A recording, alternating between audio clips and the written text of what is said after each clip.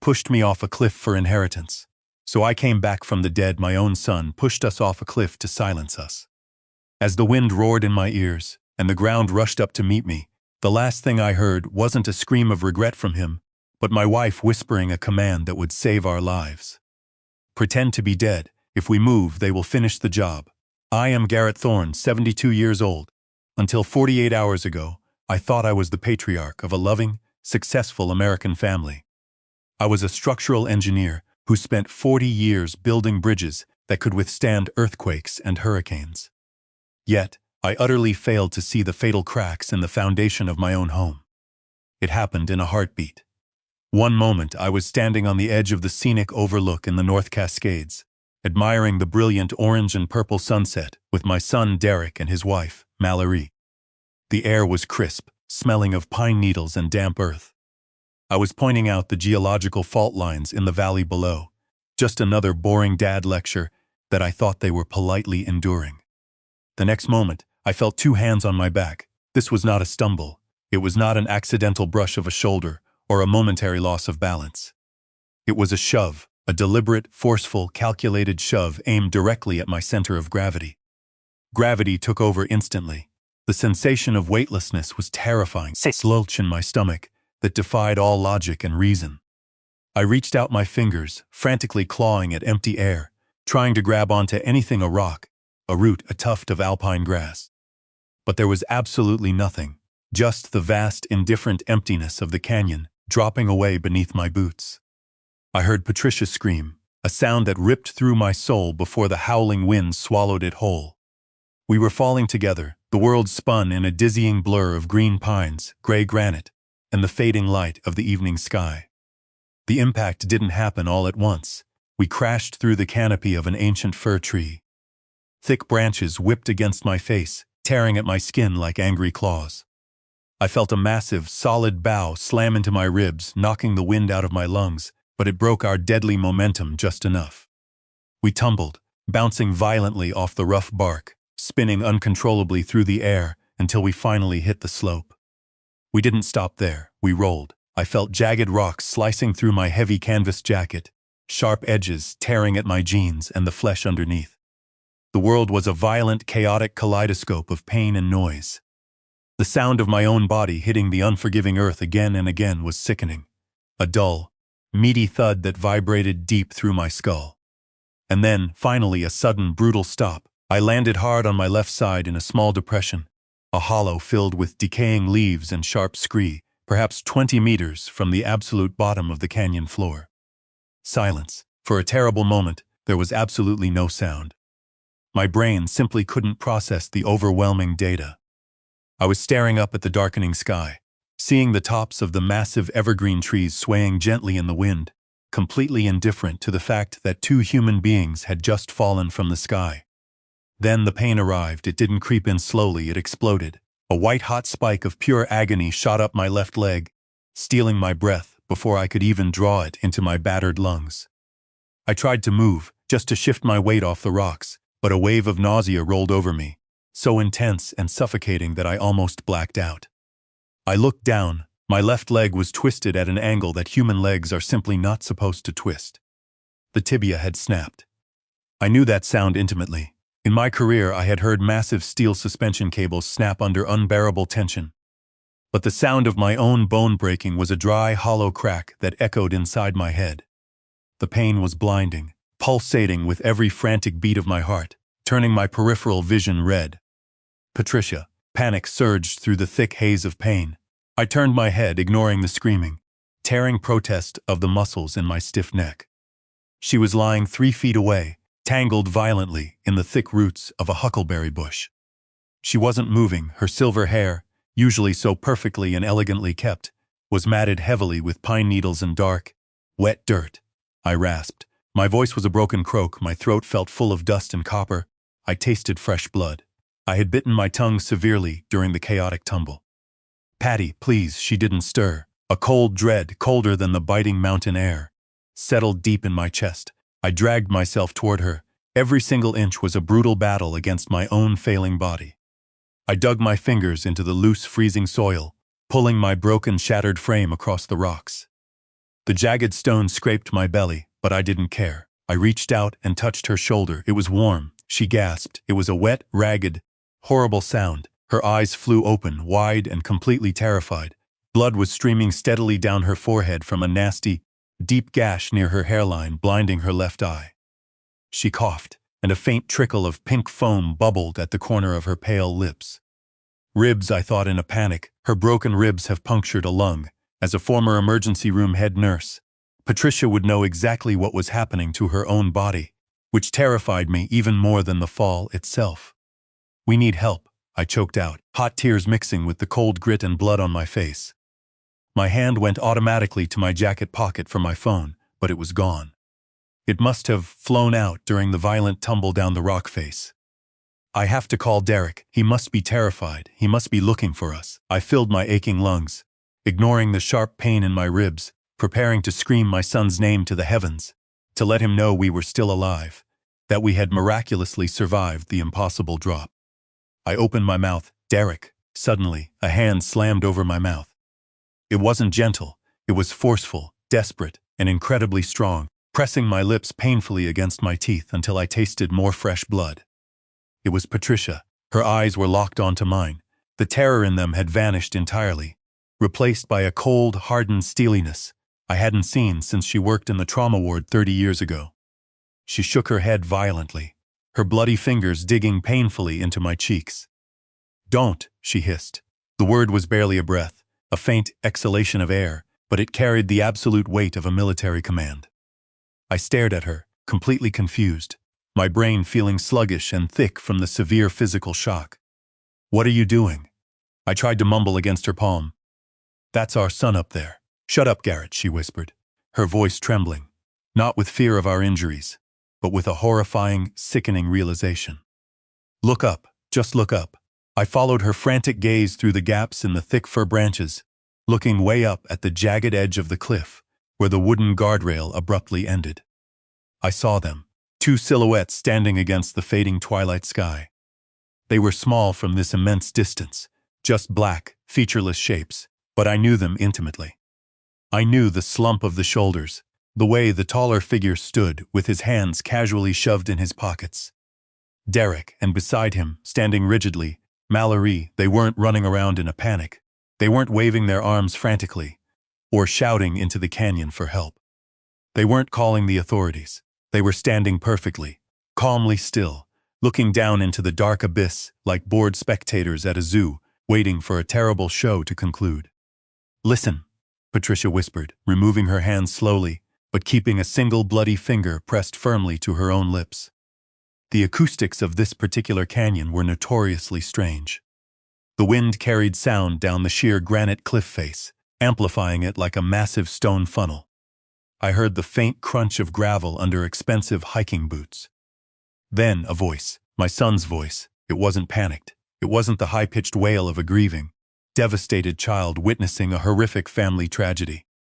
It sounded annoyed, inconvenienced. "Do you see them?" Derek asked, his voice echoing faintly down the rock wall.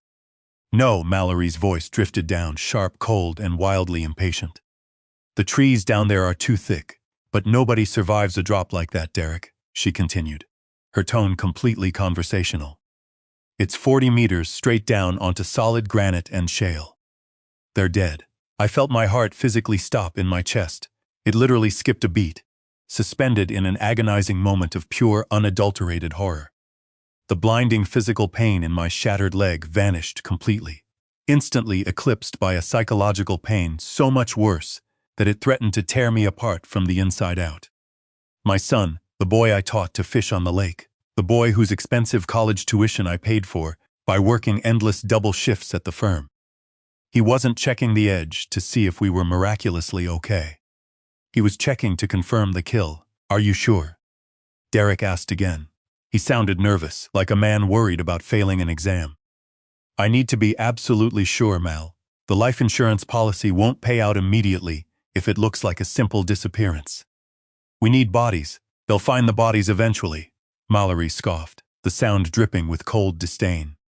"Just call 911 in 10 minutes. Put on the act, the tears, the panic, the whole grieving son show. Tell them they slipped while backing up to take a selfie." It's a tragedy, remember? I lay there frozen in the dirt, my breath hitched in my ruined throat. I looked at Patricia. Silent tears were streaming steadily down her face, cutting clean, shining tracks through the caked blood and dirt. But she didn't make a single sound. She squeezed my hand so hard, her knuckles turned a stark bone white. "Do not move," she mouthed the words, her eyes boring into mine with a fierce, desperate intensity. "If they hear us, they won't call for help. They will throw heavy rocks down until we stop moving. Play dead, Garrett. For the love of God, play dead." A sob built up in my chest, a massive, heaving thing that wanted to violently explode out of me. I wanted to roar. I wanted to scream at the sky and fiercely curse the day my son was born. But I bit my lip. I bit it until I felt fresh, warm blood flow down my chin. I forced my broken body to go entirely limp. I closed my eyes, leaving just a tiny slit open to watch the monsters standing on the edge of the cliff. I lay amidst the rotting leaves, the smell of damp earth and crushed pine filling my nose, listening to my son coldly discuss the best way to report my death. I was a structural engineer, a man of logic, steel, and measurable facts. I thought I knew exactly how the world worked, but as complete darkness swallowed the canyon, I realized I knew nothing. The bridge between father and son hadn't just collapsed. He had actively packed it with explosives and blown it up while I was still standing on it. "Let's go," I heard Derek say, his voice finally fading as he turned away from the edge. "It's getting cold." I watched the dark shadows disappear. I lay there in the growing blackness, my broken leg throbbing in perfect rhythm with my broken heart. And in that dirt, I made a vow. I pushed the pain deep down, locking it away in an emotional box where I used to keep my unconditional love for him. "You made a mistake, Derek," I thought, staring into the black canopy above. "You didn't come down to check." The silence that followed the crash of car doors above was not truly silent. It was a heavy, suffocating blanket that magnified every other sound in the canyon. Beside me, Patricia was rigid, her hands still gripping mine with a strength that belied her horrific injuries. We were like two ancient statues toppled in the mud, waiting for the sculptor to decide if we were worth keeping or destroying. Then came the voice again. It drifted down from the ledge, distorted slightly by the wind, but unmistakable. "They hadn't left yet. I cannot see them," Derek said. His tone was tight, anxious, the way he sounded when he was late on a mortgage payment or when he had scratched my car as a teenager. It was the sound of someone worried about getting caught, not someone worried about profound loss.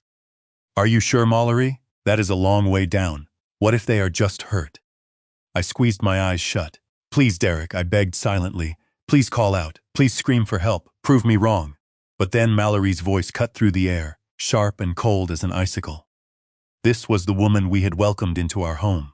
The woman whose massive student loans I had quietly paid off just 2 years ago so they could start their marriage fresh. "Stop pacing, Derek," she snapped, terrifyingly calm. "We did the math. Physics is on our side. Even if the fall did not kill them instantly, the shock will. And if by some miracle they are still breathing down there, look around you. It is getting dark. The temperature is dropping to freezing tonight." I heard the distinct click of a lighter, up there on the edge of the cliff, where she had just attempted to murder her in-laws. She was taking a casual smoke break. "And do not forget the wolves," she added, exhaling a cloud of smoke I couldn't see but could vividly imagine. "I heard a pack howling last night near the cabin. If the fall did not finish them, nature will clean up the mess before sunrise." Nature will clean up the mess. That was what we were to her, a mess, debris to be swept away so she could access my bank accounts. "But what if someone saw us?" Derek asked, his voice shaking. "The ranger station is only 10 miles back. Nobody saw us," Mallory hissed. "We parked the car behind the tree line just like we planned. The trail is empty. Stop being so weak. Do you want to go back to that miserable little apartment with the eviction notices taped to the door? Do you want to explain to the loan sharks why you do not have their money next week? It is either this or prison, Derek. It is either them or us. $4 million, Derek. Focus on the number 4 million. The number hung in the freezing air, drifting down to the canyon floor to slap me violently in the face. That was the exact price tag on my life. That was the absolute value of Patricia's endless kindness. My entire existence, 40 years of backbreaking labor, of saving, of sacrificing vacations to put money into college funds and retirement plans. It all boiled down to a ledger entry for a desperate gambler and his gold-digging wife. "Okay," Derek said, his voice lowering into grim resignation. "You are right, so what do we do now?" "We get in the car," Mallory said, sounding like she was organizing a grocery list. "We drive back to the cabin. We wait 2 hours to make it look like we were searching for them. Then we drive to the police station in town. You need to cry? Derek, can you do that? Can you cry for the cameras?" "I can do it," Derek said. I heard the heavy thud of car doors slamming shut for real this time. Then the engine roared to life. It was a sound of finality, as the hum of the motor faded into the distance, leaving us completely alone. With the freezing wind and the encroaching night, a strange transformation took place inside me. The fear began to evaporate. The shock began to recede. In their place, something hot and incredibly dark began to coil tightly in my gut. It started in my chest and spread to my fingertips, completely overriding the physical pain. They left us here for the wolves. They were driving back to my cabin to drink my expensive wine, to sleep in my bed, rehearsing their lies for the police. They thought the story ended here. They thought the credits were rolling on my life. I turned my head slowly, gritting my teeth against the spike of agony from my leg, until I was looking directly at Patricia. In the moonlight filtering through the trees, I saw the exact same fire in her eyes that was burning in mine. We were not just husband and wife anymore. We were tactical partners in a war we hadn't known we were fighting. "If God does not take me tonight," I whispered into the darkness, my voice raspy but steady as stone, "then I swear on my life, they will wish they had checked the bodies." Patricia nodded, a single sharp movement. "Let us get out of here," she whispered. Darkness did not fall gently in the Cascades. It slammed down like a heavy iron door. Within 20 minutes, the temperature plummeted toward freezing. I could see my breath puffing out in white clouds. My teeth started to chatter, a rhythmic clacking sound I could not control. But the cold was actually a blessing in disguise, because it began to heavily numb the raw nerve endings in my shredded leg. "Patricia," I said, my voice tight, "I need your belt." She didn't ask why. She was shivering violently, shock and blood loss taking their rapid toll. But she fumbled with the buckle of her heavy canvas hiking belt and handed it to me, her hands ice cold. "I need you to hold my shoulders," I told her. "I am going to set the bone if I pass out. Slap me, do not let me sleep." She moved behind me, wrapping her arms around my chest. I found a sturdy branch of driftwood stripped smooth by the elements. It would have to do for a splint. I grabbed my heel with one hand and the calf muscle with the other. "On 3, I whispered. 1, 2, I pulled. The sound was wet and terrifyingly grinding, like stones being crushed in a heavy mortar. White light exploded behind my eyes. The pain was not a sensation. It was a physical demon that ripped through my nervous system with claws of fire. I opened my mouth to scream, but Patricia clamped her hand over my mouth, muffling the sound just in case they had lingered. With a sickening pop, the bone ends slotted back into something resembling alignment. I collapsed back against Patricia, gasping for air, sweat freezing instantly on my forehead. "Do not stop," Patricia whispered in my ear. "Tie it off, Garrett. Tie it off now." My hands were trembling, so badly I could barely hold the branch. I placed the wood against the outside of my leg, cinched the canvas belt tight below the knee, and used the heavy laces from my hiking boots for the ankle. It was crude and ugly, but it was structurally stable. "Now me," Patricia said. She turned her face toward me. The gash on her forehead was deep. I took off my flannel overshirt, used my pocket knife to rip a long strip from the hem, folded it into a thick pad, and wrapped it tightly around her head to apply pressure. We sat there for a moment, huddled together for warmth. "Garrett," she said softly. Her voice sounded clearer now. "Did you notice the tea?" "The tea?" I asked, confused. "Before we left the cabin, the Earl Grey Mallory made for us. Did you notice it tasted exceptionally bitter?" I frowned. I had barely touched mine because I was busy checking the hiking map. "She put something in it," Patricia said grimly. "I saw her crushing pills in the kitchen when she thought I was in the bathroom. I switched the mugs, Garrett. I poured ours into the plant pot by the window and filled them with plain water. That is why the fern died this morning." I stared at her. The implication hit me harder than the physical fall. "If we had drunk that tea," I whispered, We would have been completely unconscious before we even reached the trail, she finished. Or, we would have been so incredibly groggy, we would not have been able to instinctively grab the branches on the way down.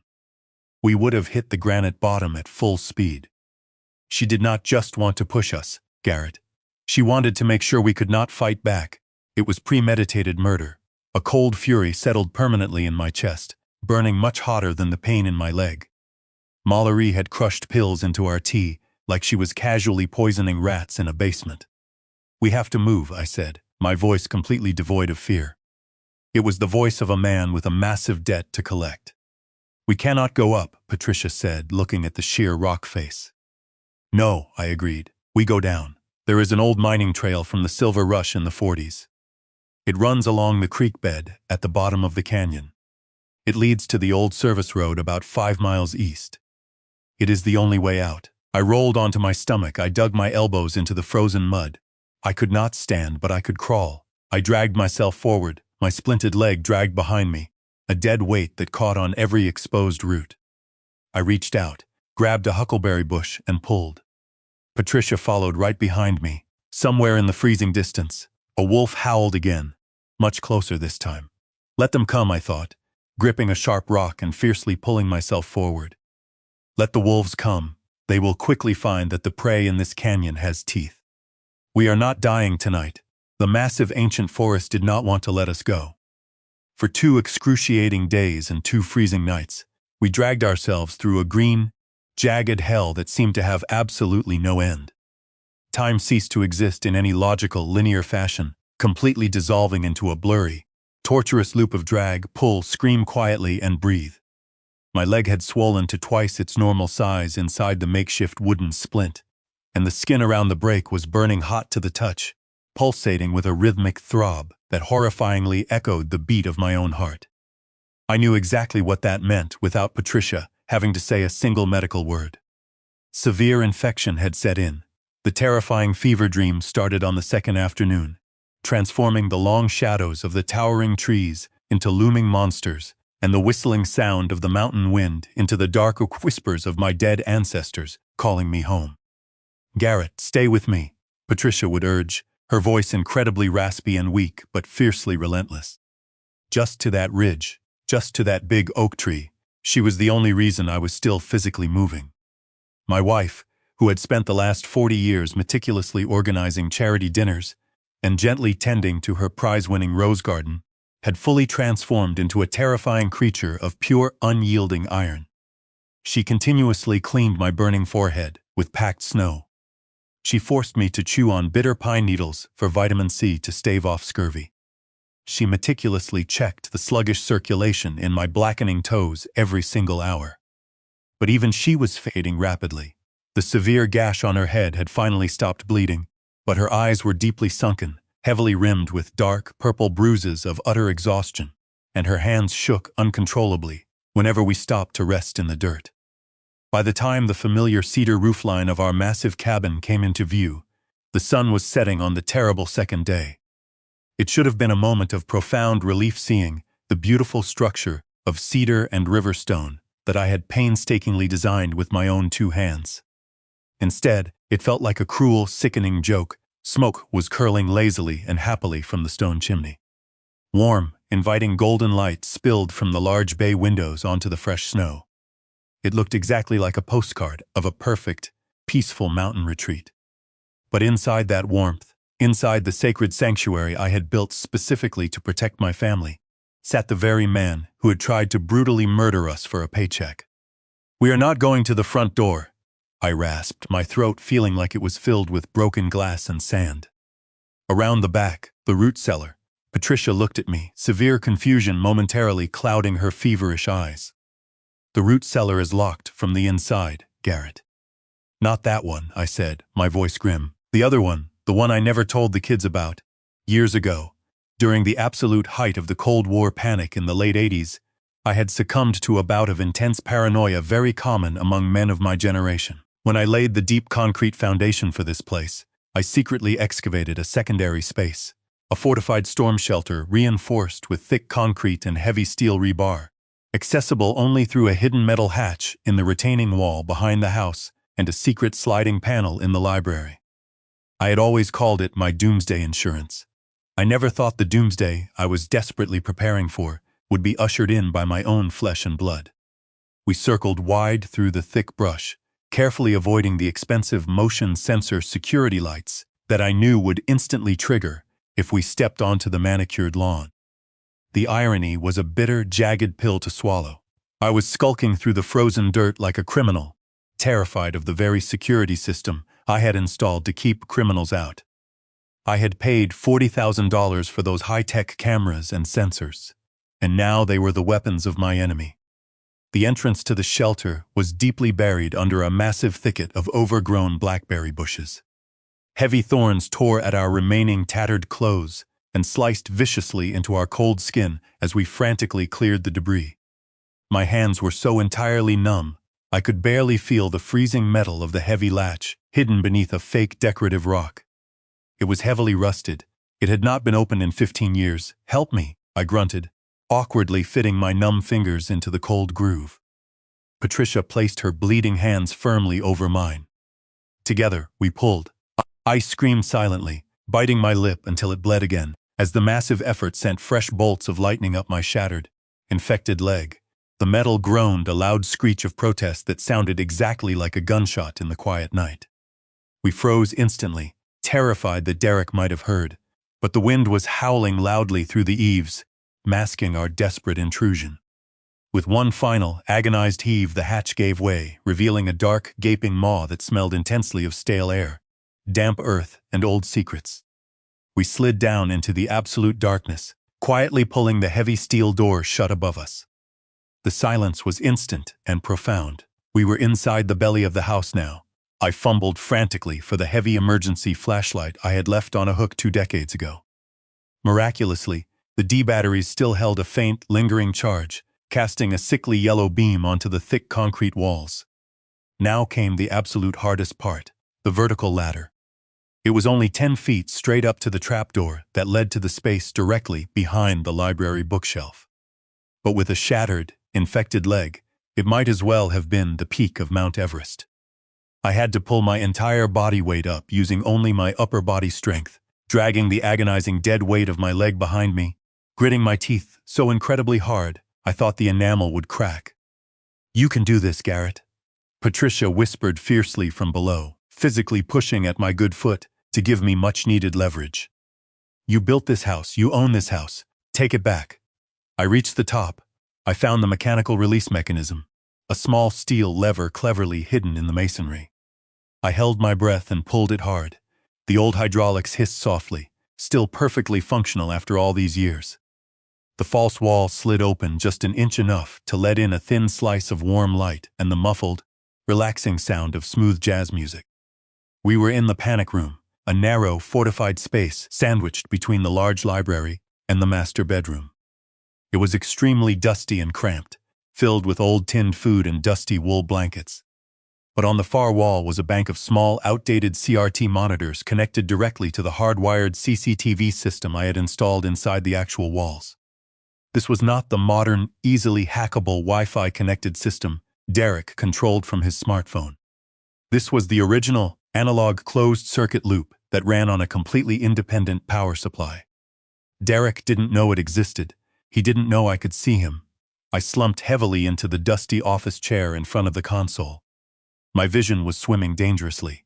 I wiped the cold sweat from my eyes and flicked the master toggle switch. The screens hummed loudly to life. Static danced for a tense moment, gray and fuzzy, before quickly resolving into grainy black and white images of the beautiful rooms beyond the wall. My heart hammered violently against my ribs. I saw the kitchen empty but incredibly messy, with expensive takeout containers scattered everywhere.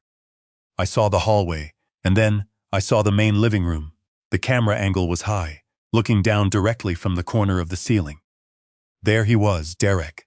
He was sitting comfortably on my expensive leather Chesterfield sofa, his feet casually propped up on the antique mahogany coffee table Patricia had spent months carefully restoring. He was wearing my personal cashmere robe. The sheer audacity of it literally stole the breath from my damaged lungs. He looked incredibly relaxed. He looked entirely comfortable. There was absolutely no remorse on his face, No dark shadow of guilt for the parents he firmly believed were currently being eaten by wolves at the freezing bottom of a ravine. He reached out casually to the side table and picked up a bottle of wine. I leaned much closer to the screen, squinting through the digital grain. I recognized the label immediately, and it felt like a physical slap to the face. It was a Chateau Margaux 1996. I had been saving that exact bottle for his 40th birthday. I had bought it the year he graduated high school, promising myself we would proudly drink it together when he finally became a successful man. He poured a large glass, swirling the dark liquid casually. He took a sip, closed his eyes in pure bliss, and smiled. It was a smile of pure, unadulterated, victorious satisfaction. Beside me, Patricia let out a small, broken sound. It wasn't a sob, it was a low, guttural growl. She was watching the screen, her hand gripping my shoulder so incredibly hard, her nails dug painfully into my flesh. "He is drinking your wine," she whispered, her voice trembling with pure, unadulterated hatred. "He killed us, and now he is sitting there drinking your wine." I watched my son savor the expensive vintage I had saved specifically for him.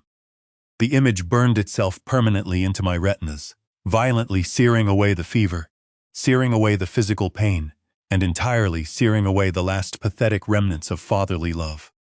The man sitting on that screen was not my son. He was a vicious parasite, and I was the angry host who was finally going to forcefully purge him. I reached out and adjusted the contrast dial on the monitor, sharpening the image of his smiling face. "Enjoy it, Derek," I whispered to the glowing glass screen. "Enjoy the absolute best glass of wine you will ever have in your life, because I promise you, it is going to be your last." The pale blue light of the CRT monitors washed over my face, casting long, dancing shadows against the cold concrete walls of our small sanctuary. Beside me, Patricia huddled under a moth-eaten wool blanket, her eyes glued to the screen with a mixture of absolute horror and morbid fascination. We were like ghosts haunting our own home, forced to watch the living rapidly rearrange the narrative of our existence. Through the hidden ventilation grate that connected the panic room directly to the main living area, their voices drifted in, clearer and more resonant than the tiny, tinny audio from the old speakers.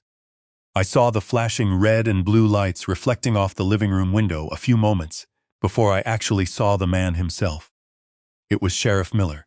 I knew Jim Miller well. We had fished together on weekends. He was a good man, an honest and hard-working public servant, but he was not a hardened homicide detective.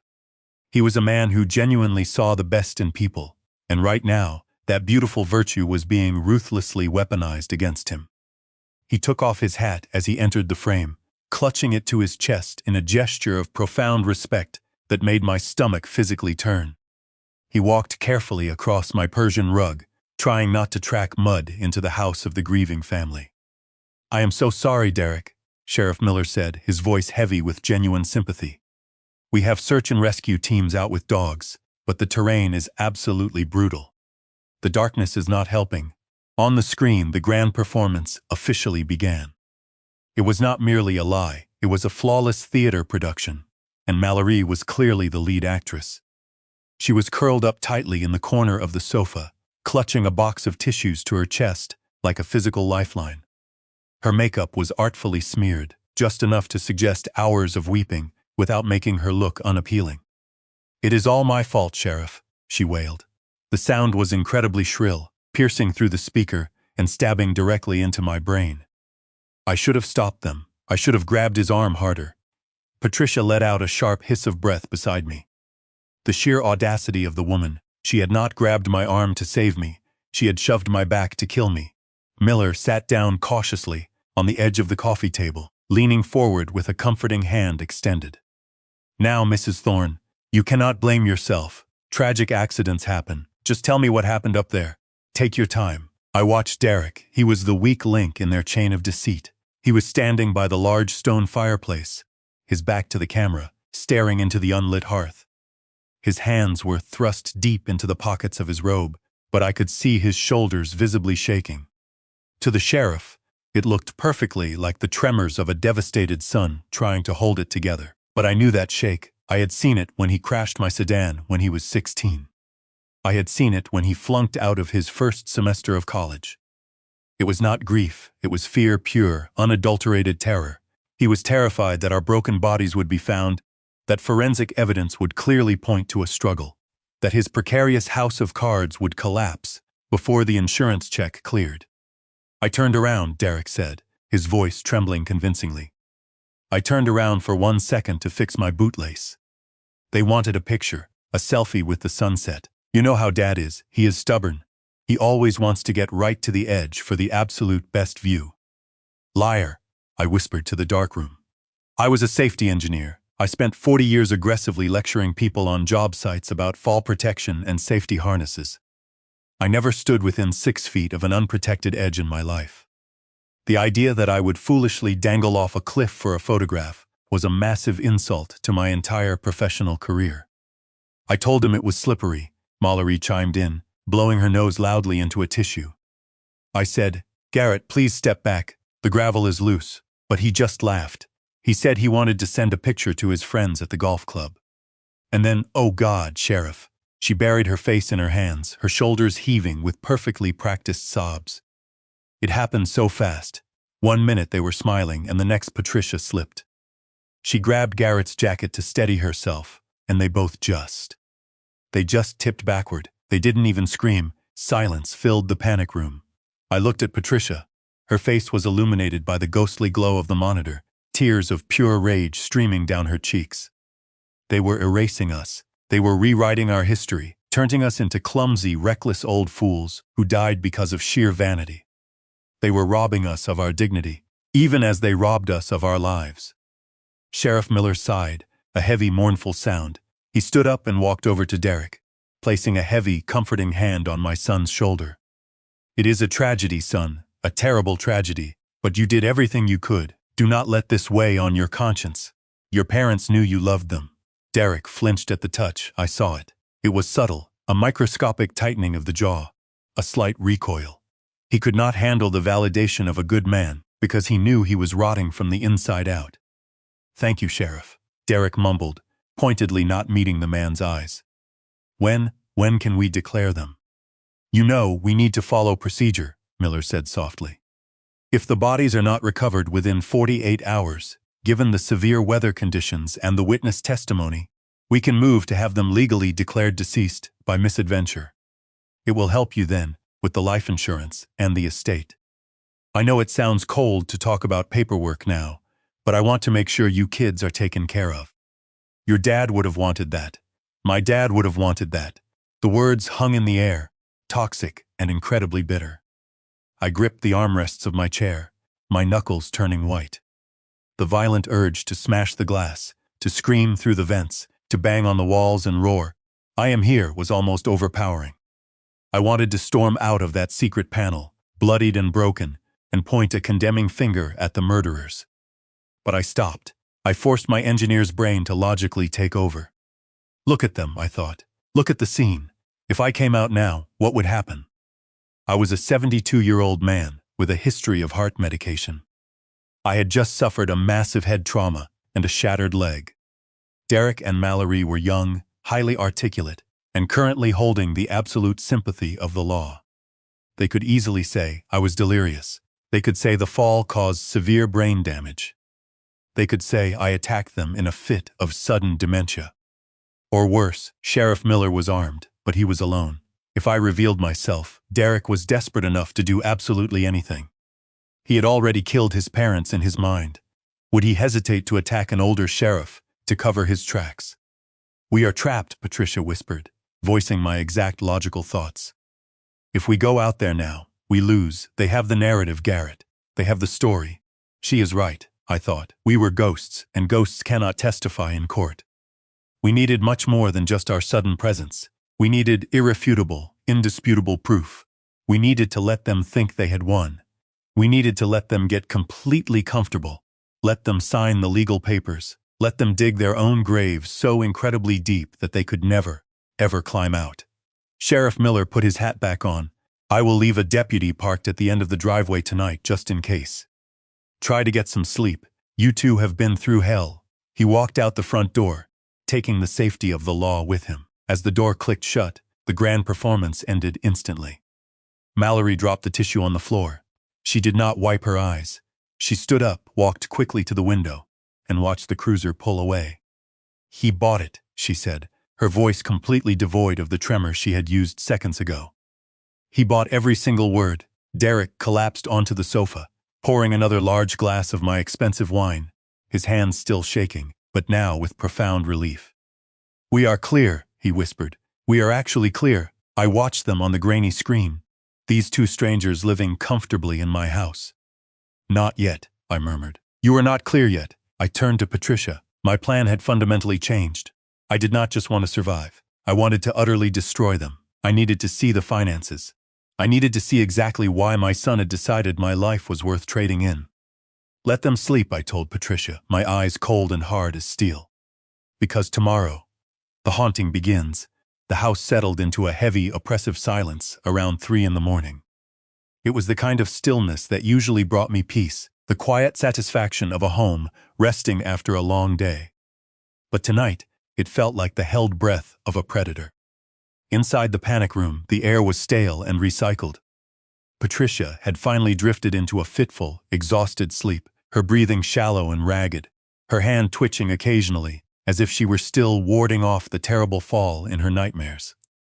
I watched her for a moment, hating myself for not being able to magically take away her pain. And then, I turned my attention to the hidden door. I had to know. The question was burning a massive hole in my gut like a physical ulcer. Why? Why would a boy who used to cry when he accidentally stepped on a snail grow up to push his own parents off a cliff? I needed to see the monster's logic. I pushed the release lever. The hydraulic hiss seemed deafeningly loud to my heightened senses, but the house remained quiet. I pulled my battered body out of the narrow opening and into the library. The familiar smell of the room hit me instantly. Old paper, lemon polish, and the faint, lingering scent of my own pipe tobacco that I had given up years ago. It smelled like safety. It smelled like a massive lie. My splinted leg was a dead weight, a throbbing anchor of agony that I had to silently drag across the Persian rug. I did not have crutches. I had to use the heavy furniture, gripping the edges of the mahogany bookshelves, hopping silently on my good foot, sweating profusely with every inch of progress. If Derek woke up, if he came downstairs for a glass of water, if he saw his dead father standing in the shadows, the thought did not scare me as much as it logically should have. In fact, a dark part of me almost wished he would. I made it to the heavy oak desk in the corner. This used to be my primary desk. When I retired, I let Derek use it for his real estate ventures. I thought I was passing the torch. I sat down heavily in the leather chair, wincing as my crude splint hit the wooden leg of the table, and stared at the sleek, modern computer monitor. It was asleep. I tapped the spacebar. The screen flared brilliantly to life, demanding a password. Derek was arrogant. He always had been. He thought he was infinitely smarter than me, because he knew how to use social media, and I still preferred reading a physical newspaper. But he forgot exactly who wired this entire house. He forgot who set up the secure server network. He forgot that I was the administrator of the entire system long before he ever touched a keyboard. I did not need his password. I typed in the master override code I had programmed 10 years ago, a string of numbers based entirely on the coordinates of the very first bridge I ever built. Access granted, the desktop opened. It was a chaotic mess of folders and shortcuts, a digital reflection of my son's cluttered mind. I ignored the video games and the social media tabs. I went straight to the financial software. I opened his banking portal. The numbers that quickly filled the screen made my breath hitch in my throat. It was a massive sea of red, huge overdraft fees, maxed out credit cards, rapid withdrawals of $5, $10, and $20,000 at a time. The dates perfectly corresponded to the days he had come over for family dinner, smiling brightly and telling us how incredibly well the real estate market was doing. But where was the money going? I minimized the bank tab and opened a folder labeled Simply Projects. Inside, I finally found the answer. It wasn't real estate. It wasn't smart development deals. It was crypto. My son had gambled absolutely everything. He had leveraged the equity in his own apartment. He had taken out high-interest personal loans, and he had poured it all into obscure, highly volatile digital coins that had crashed and burned spectacularly months ago. I scrolled through the long transaction history, My engineer's brain trying to make sense of the sheer, reckless stupidity of it. He had bought at the absolute peak and sold at the bottom over and over again. He was frantically chasing losses, digging a hole so deep he could never climb out. I did the math in my head. The total financial loss was staggering, $2.5 million. He had lost $5 million of money he absolutely did not have. But traditional banks don't kill you for debt. They just take your house and ruin your credit. There was something else. Someone else. I opened his email client. Nothing suspicious there. Just overdue bills and spam. I aggressively checked his browser history. Then, I saw it. An encrypted messaging app that ran silently in the background. I clicked it open. The chat log was highly active. The most recent messages were from an anonymous user named Simply Viper. The profile picture was a black square. I scrolled up to a week before the hiking trip. Viper, you are out of time, Derek. The interest has compounded. You owe the principal plus 40%. Derek, I need more time, please. I have a solid plan. I just need a few more days to liquidate some major assets. Viper, we do not want assets. We want cash. You have until Friday. If we do not see the money, we will come to your house and collect it in blood. Your wife is very pretty, Derek. It would be a shame if something happened to her. The puzzle pieces snapped together with a sickening click. The debt to the loan sharks, the immediate threat to his life and his wife, the sudden, enthusiastic suggestion for a family hiking trip to the North Cascades. The poison tea, the $4 million life insurance policy that listed him as the sole beneficiary. It was premeditated murder, driven entirely by absolute cowardice and greed. I didn't feel sadness. I didn't feel betrayal. I felt a cold, calculated clarity. I inserted a flash drive. I kept hidden in the bottom drawer and downloaded everything. The bank statements, the crypto logs, the encrypted chats with Viper. I was compiling a dossier that would guarantee they never saw the sun as free people again. I hopped back to the panic room just as the sun began to rise over the mountains. I waited until 8 a.m., then used the secure satellite phone to call Rachel Stein, my attorney and the executor of my estate. Rachel was a legal shark who had navigated the most treacherous corporate waters for me. Bill, she answered, her voice immediately tense. Are you okay? Derek called me yesterday. He said you and Patricia had a terrible accident. He said they are declaring you deceased by misadventure. I am very much alive, Rachel, I said, my voice as hard as concrete. And it wasn't an accident. It was attempted murder. I briefly outlined the situation, the physical injuries, the hidden panic room, and the digital evidence I had just secured. I heard Rachel take a sharp, furious breath on the other end of the line. What do you want me to do, Bill? She asked. I can have the FBI there in an hour. No, I said, not yet. Derek thinks he has 48 hours until the declaration is final. He will want to meet with the life insurance adjuster to expedite the claim. Set up a meeting at my cabin for tomorrow afternoon. Bring the adjuster, bring Sheriff Miller, and bring the paperwork. Bill, you have a broken leg and a severe infection. You need a hospital, she urged. I need justice, I countered. Set the meeting. I want them to think they have won right up until the moment I tear it all down. The next 48 hours were a masterclass in endurance. The infection in my leg raged, but I refused to give in to the fever. I sat in the dark panic room with Patricia, watching the monitors as Derek and Mallory confidently packed away our personal belongings into boxes. They were already redecorating. Finally, the appointed hour arrived. On the monitors, I saw 3 cars pull up the driveway. Sheriff Miller stepped out, looking grim. The insurance adjuster, a nervous-looking man in a cheap suit, followed him. And finally, Rachel Stein, holding her heavy leather briefcase like a weapon. They gathered in my large living room. Derek offered them coffee. Mallory produced a few perfectly timed tears. We are here to finalize the preliminary paperwork for the estate and the policy, Rachel said, her voice completely devoid of emotion as she spread documents across the coffee table.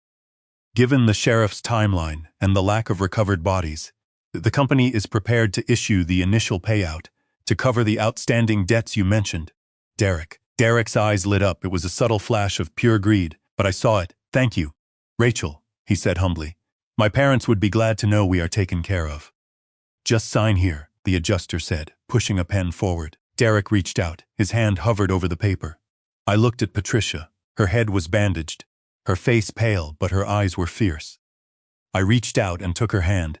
"Showtime," I whispered. I reached up and pulled the heavy lever for the false wall. The hydraulics hissed, and the bookshelf in the living room slowly, dramatically swung open. The heavy mahogany bookshelf ground slowly outward on its hidden tracks, the metal complaining loudly in the quiet living room. The sound was incredibly jarring, cutting completely through the tense silence of the insurance meeting. Everyone froze. Sheriff Miller's hand instinctively dropped to the heavy leather holster at his hip. Rachel Stein didn't flinch. She simply crossed her arms and waited. From the dark, dusty opening of the panic room, we emerged. I stepped out first, heavily leaning my entire weight on a sturdy fireplace poker I had grabbed from the hidden stash. My left leg was heavily splinted with the crude driftwood and hiking laces, dragging awkwardly across the beautiful Persian rug. My clothes were shredded, covered entirely in dried mud, pine needles, and rust-colored blood. Patricia leaned heavily against my right side, her head wrapped securely in the blood-soaked flannel bandage, her face a pale mask of sheer exhaustion and unyielding fury.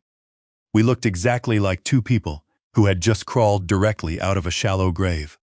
The reaction in the room was instantaneous and explosive. The insurance adjuster let out a high-pitched yelp and scrambled backward over the sofa.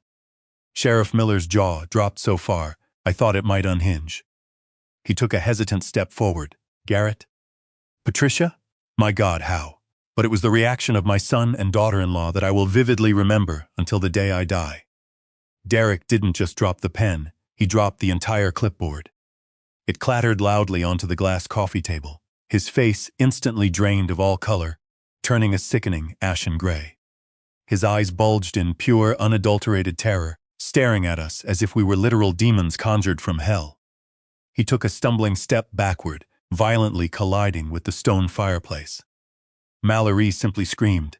It wasn't the fake theatrical wail she had used for the sheriff. It was a visceral, blood-curdling shriek of absolute panic. She threw her hands over her face, instantly recognizing that her elaborate, murderous fantasy had just violently imploded. "Don't sign that paper, Derek," I rasped, my voice sounding incredibly deep and gravelly from days of severe dehydration. "It constitutes federal insurance fraud, and you are already in enough trouble." "Dad?" Derek choked out, his voice trembling so violently he could barely form the word. You survived?" "No thanks to you," Patricia snapped, her voice surprisingly strong. "And no thanks to the poisoned Earl Grey you gave us, Mallory." Sheriff Miller immediately stepped between us, his hands raised in a placating gesture. "Garrett, what is going on here?" Derek said, "You slipped taking a photograph on the edge of the cliff." I limped painfully toward the coffee table and dropped the heavy plastic flash drive directly onto the insurance documents. "My son is a liar, Jim," I said, looking the sheriff directly in the eye. He didn't watch me slip. He firmly placed two hands on my back and shoved me into the canyon. And then he and his wife stood on the edge and coldly discussed, leaving us for the wolves to clean up the mess. "That is a lie," Mallory shrieked, dropping her hands from her face. She pointed a shaking, manicured finger at me. "He has severe brain damage. Look at him. The fall made him crazy. Arrest him, Sheriff. He is threatening us." "The flash drive," I said, entirely ignoring her pathetic outburst, "contains a complete, time-stamped copy of Derek's hidden financial records. It details exactly how he lost $2.5 million in cryptocurrency scams. It also contains an encrypted chat log with a loan shark who explicitly threatened his life if he didn't produce the cash by Friday. He needed $4 million, Jim, and he needed it today." Derek collapsed onto his knees on the rug. He didn't try to deny it. He didn't try to fight. The sheer, overwhelming weight of the irrefutable evidence crushed him instantly. "I'm sorry," Derek sobbed, wrapping his arms around his own chest. "I didn't want to do it, Dad." Mallory said it was the only way. She said they were going to kill us. "Shut up, you pathetic coward." Mallory screamed at him, her beautiful facade entirely shattered, revealing the ugly, desperate truth underneath. "You pushed them. You did it!" Sheriff Miller didn't need to hear anything else. The picture was perfectly, horrifyingly clear. He unclipped his radio from his belt. "Dispatch. This is Miller. I need 2 units. and a heavily equipped EMS team at the Thorne residence immediately. I have 2 suspects in custody for attempted murder. He pulled his handcuffs from his belt and walked toward them. Mallory tried to run for the front door, but Rachel Stein simply stuck her foot out, expertly tripping the younger woman, sending her sprawling face first onto the hardwood floor. As the sheriff aggressively cuffed Derek, my son looked up at me, tears streaming down his face. "Dad, please," he begged, his voice a pathetic, broken whisper. "I'm your son. You promised you would never let me fall." I looked down at the boy I had raised, the boy I had sacrificed everything for. I felt a profound, heavy sadness, but no pity. "I didn't let you fall, Derek," I said, my voice cold and resolute. "You jumped." The aftermath was a blur of flashing ambulance lights, heavy painkillers, and aggressive surgical procedures. My leg required 3 steel pins and months of grueling physical therapy. Patricia suffered 2 broken ribs and a severe concussion, but she recovered with the stubborn, unyielding grace she had always possessed.